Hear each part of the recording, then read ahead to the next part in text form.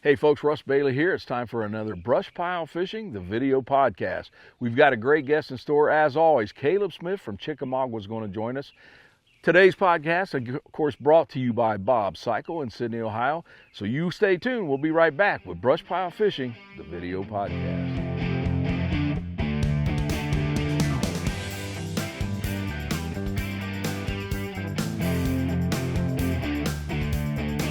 All right, folks, welcome back. We are coming to you from Chickamauga. We just got done taping a show. First time I've taped a show with this man, Crappie Magnet Pro staff, Caleb Smith. Caleb, how we doing, bud? Doing wonderful, sir. I'll tell you what, man, one of the things we'll talk about on our show or, on podcasts sometimes or articles is you've got to be versatile to be a fisherman because 100%. You may have your plan, but sometimes that don't work out.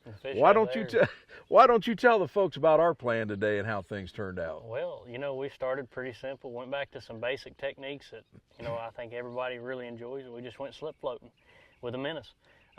Early summer pattern, it's really hard to beat that and really effective. And we kind of rolled towards the end of the day and ran out of menace, which in itself is a good thing because we caught a lot of fish. And we did, folks, but we caught a lot of smaller Yep. fish, so we wanted some bigger ones for the show.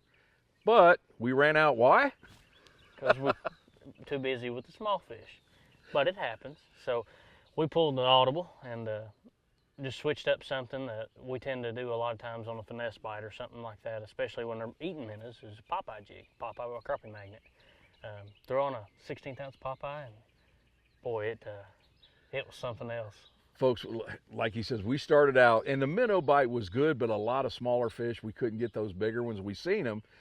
So when we ran out, we grabbed some Sam Heaton 7.5 footers and the old Popeye jig, and the brush piles, those last brush piles were in about 13 foot of water or so? About 13 to 15 foot of water.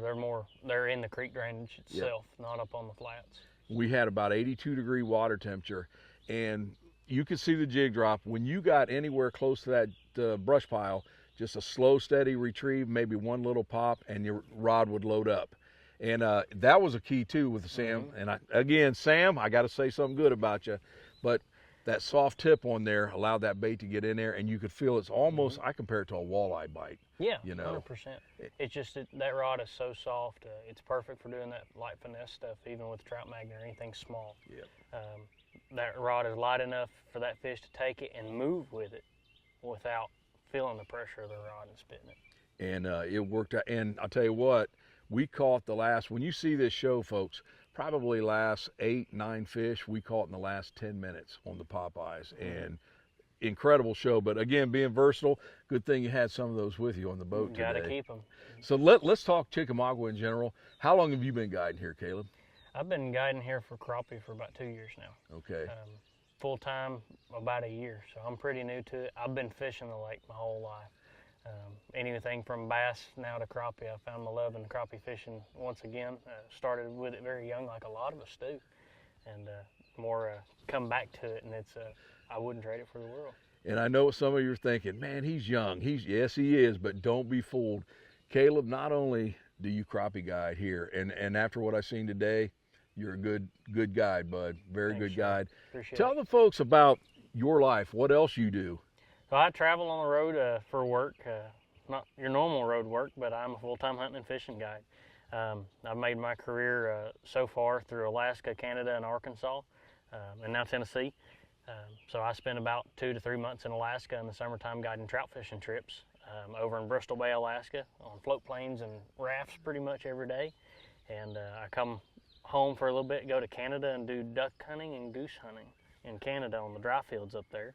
And then come home for a little bit, and then I go to Arkansas for about 3 months and sneak in a few crappie trips while I'm out there on those oxbow lakes because we've got some big fish in them. Yeah. And keep hammering those ducks and geese. And then about the 1st of February, I always tell people it's time for me to migrate home.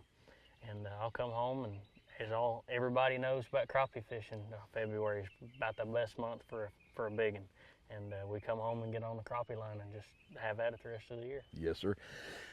Excuse me. Now, so early spring down here, you get them big females on the beds. But let's talk summertime patterns. Like we're in the last week of June right now. So it's hot down here. Water temperature's 82. I know Oh, yeah. it'll get hotter, but when do those fish start to pull out of the shallows here and get on this good summertime pattern? And what do you concentrate in the summer? I really base what I do day in and day out off of what my clients need. This is a really great area because it's really unique in the fact of I can have shallow fish all year, and we can have deep fish all year. It's as close as running to 5 minutes down the lake or 30 minutes down the lake. This time of year, a lot of our fish start to pull off when that water temp hits about 75. They really, that I see, start to pull out deeper. That's tend to be where we usually start pulling out the slip floats and the minnows, more realistic baits in general, just because you're getting a softer bite. They're just picking up on that shad again after the spawn. So you're really just trying to, it's not usually a super aggressive bite. Today we found that it really is sometimes, and you hit the day right, man, and it can be some of the best fishing of the year, and that's what I try to tell people. Don't overlook this time of year. It is some of the best fishing of the year. Well, and you were telling me yesterday, we concentrated on brush piles today, but you also told me that yesterday you caught some nice fish, summer fish, under docks. Yep. Yeah, I mean, we found some fish yesterday when we were scouting around looking. We had a wad of fish. I took a screenshot of it on live scope, and it was probably about 200 fish under a dock in about 20 foot of water.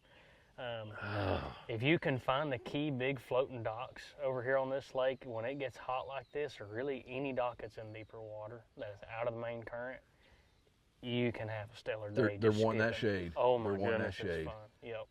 Now, so you were getting them deep. Now, you have any shallow docks that work in the summer also? Not usually.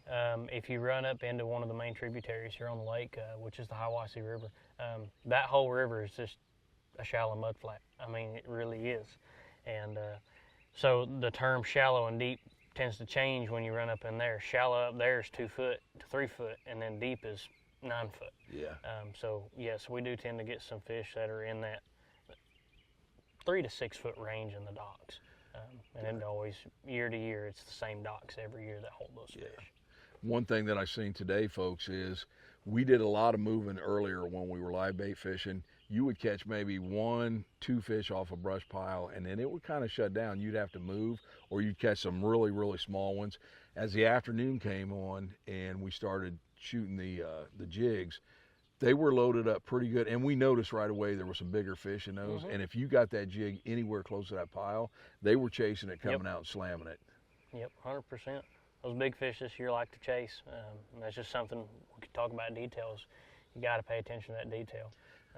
Folks, you're not going to want to miss this show. It is a great one, and you probably want to give him a call. And one of the things about Tennessee, it's not a far trip from us guys in Ohio, Indiana, the northern states. We're in the middle of everything. Yes, sir. There's an interstate from anywhere to get here. Exactly. Caleb, if someone wants to book a trip, hunting trip with you or a fishing trip, how do they get a hold of you? You can call me at 423-371-0000. You can email me, Caleb@AmericanWaterfowlSystems.com. So I prefer you just call me. It's a little bit easier sometimes, but can't always get a hold of me. I will call you back as soon as I can, because you never know where I'm going to be. Folks, and he's one of those guides, again, not only will you catch fish, but you'll have great conversation and you will have a super time on the water. Caleb, thanks for joining us, bud. Yes, sir. Thank y'all for being here. Yes, sir. Again, we want to thank Bob Cycle for sponsoring the BrushPile podcast. Folks, I hope you enjoyed it. Stay tuned. We'll be back again with BrushPile Fishing. Bob Cycle Polaris has the deals of the summer. Visit in-store September 21st for our open house event. Call 866-303-8182 or visit hitthegas.com to learn more.